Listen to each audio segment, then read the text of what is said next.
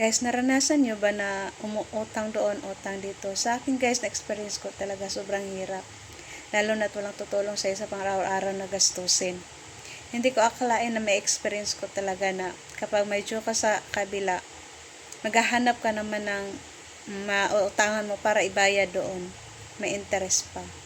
So, hindi naman ako ganito noon. Pero ngayon, napakahirap talaga guys. Yung ikaw lang pumubuhay sa pamilya mo. Yung walang asawang tumutulong sa'yo kahit meron naman.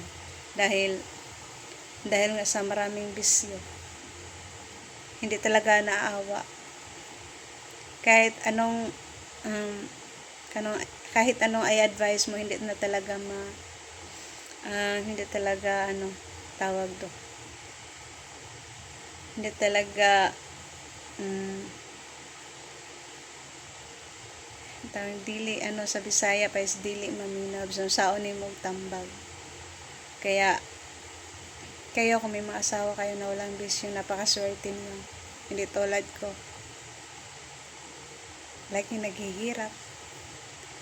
Dahil walang tumutulong. Ako lang. Napakahirap talaga guys. Dahil hindi ko na-expect na magiging ganito din ako sa katulad ng iba. Loan dito, loan sa iba, loan sa kabila. Hindi nila alam pero sobrang nahihirapan na ako. Napakahirap. Napakahirap guys. Sa mga may asawa dyan na walang bisyo, sobrang swerte niyo. Dahil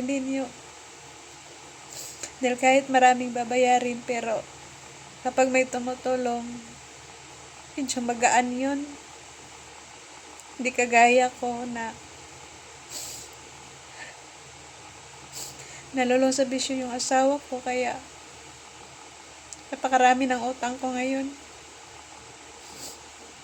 Sobrang nahihirapan na ako. Pero alam kong hindi ako pababayaan ng Panginoon dahil alam niya ang problema ko at lagi akong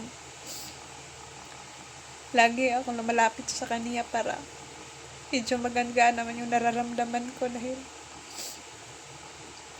nahirapan na talaga ako. Kahit nagmamakaawan ako sa asawa ko, pero puro bisyo lang inatupag. Kahit piso lang binigay kasi kulang pa talaga sa bisyo niya. Kaya kayo kung may mga asawa kayo na walang bisyo, maalagaan niyo.